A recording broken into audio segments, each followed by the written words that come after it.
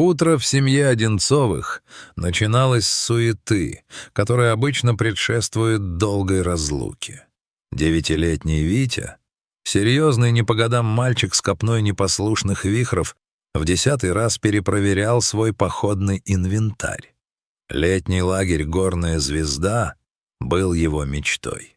Родители, Анна и Сергей, долго сомневались, стоит ли отпускать домашнего ребенка в суровые условия высокогорья. Но Витя был непреклонен. «Пап, я же будущий исследователь», — заявлял он, натягивая новые треккинговые ботинки. Сергей только посмеивался, поправляя козырек кепки сына. «Главное, исследователь, не исследуй глубину луж без надобности и держись группы». Если бы они знали, что эти слова станут последними на ближайшие долгие и мучительные часы. Когда автобус лагеря скрылся за поворотом, Анна почувствовала странный укол в сердце.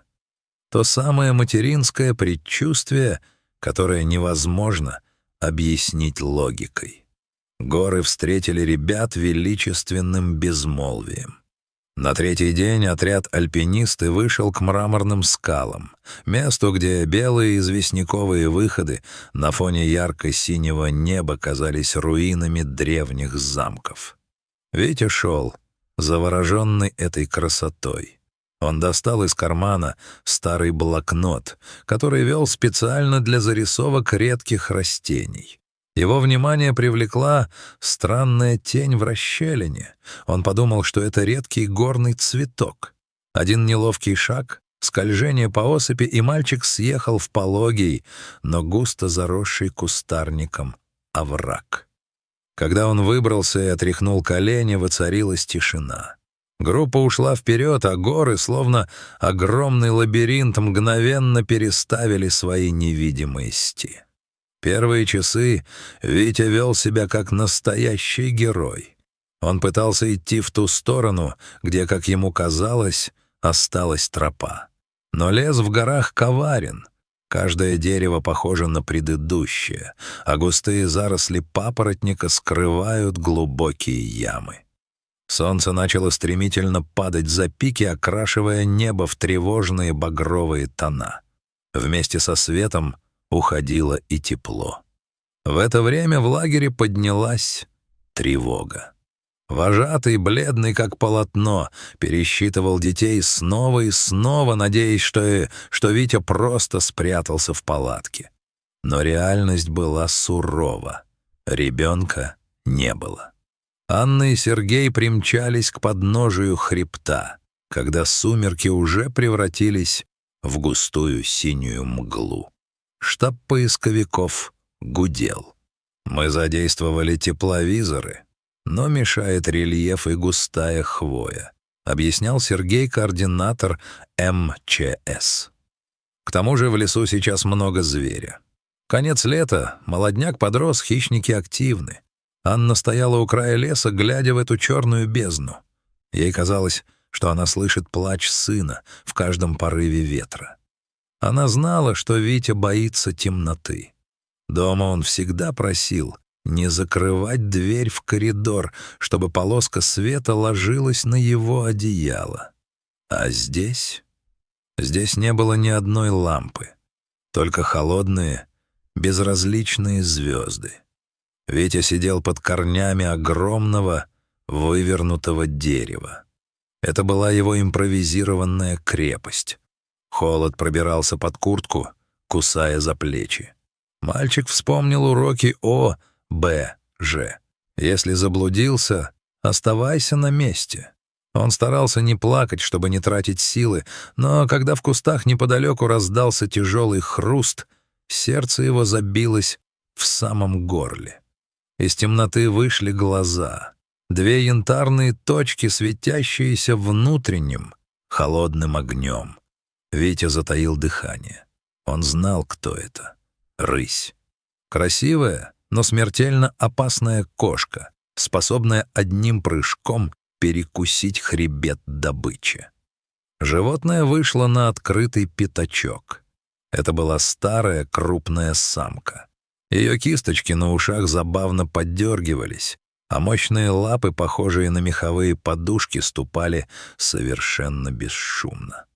Она села в 5 метрах от мальчика и замерла. Витя смотрел на нее, и вдруг, вопреки всякой логике, страх сменился странным оцепенением. Он почувствовал, что кошка не собирается нападать. От нее исходила странная волна спокойствия, почти материнская уверенность. Рысь коротко мяукнула. Звук был низким и резким. Она встала, отошла на несколько шагов и обернулась. «Ты хочешь, чтобы я пошел за тобой?» — прошептал Витя. Голос его дрожал, но он поднялся на затекшие ноги. Так началось их странное путешествие. Кошка вела его не по прямой, а петляя, выбирая участки с самой мягкой почвой. Несколько раз она останавливалась, принюхиваясь к воздуху, и тогда Витя тоже замирал, понимая, что его проводник чует опасность, скрытую от человеческих чувств. Один раз она рыкнула в сторону густого малинника, и оттуда послышался топот тяжелых ног. Кто-то большой и грузный уходил прочь, уступая дорогу этой паре. К 3 часам ночи поисковая группа была на грани истощения. Анна сидела на поваленном бревне, глядя в одну точку.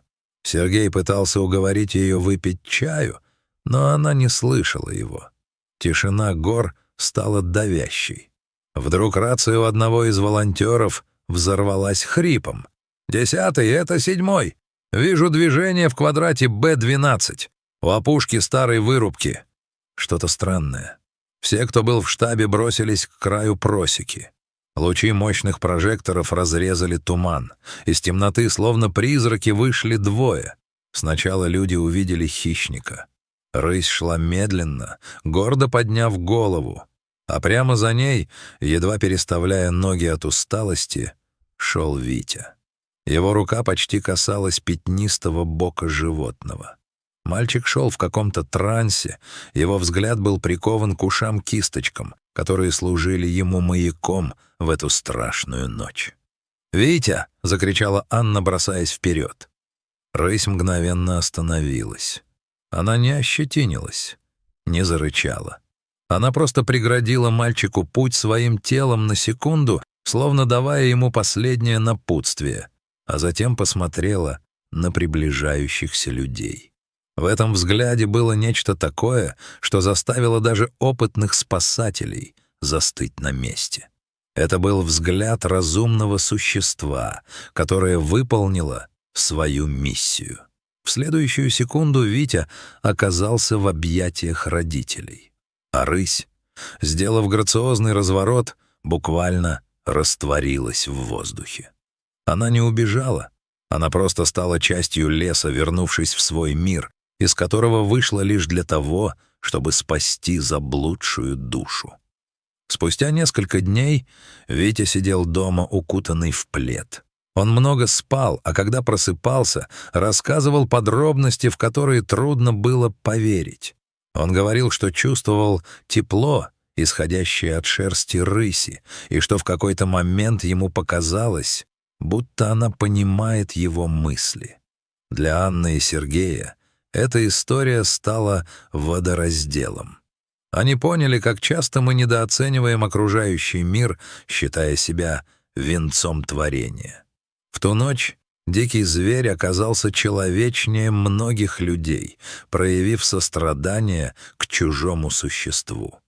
Эта история стала легендой лагеря «Горная звезда». Теперь каждый год вожатые рассказывают ее новичкам, напоминая о том, что в лесу мы не хозяева, а гости. И если приходить в горы с открытым сердцем и уважением, то природа ответит тем же. Витя вырос, но в его комнате на самом видном месте до сих пор висит фотография рыси, вырезанная из журнала. Он знает, в мире есть место для чудес, и иногда они носят пятнистую шкуру и имеют янтарные глаза. Дорогие друзья, эта история — еще одно подтверждение того, что доброта не имеет границ между видами. Если рассказ о Вите и его необычном спасителе затронул ваши души, обязательно поставьте лайк. Пишите в комментариях, верите ли вы в подобную связь между человеком и дикой природой.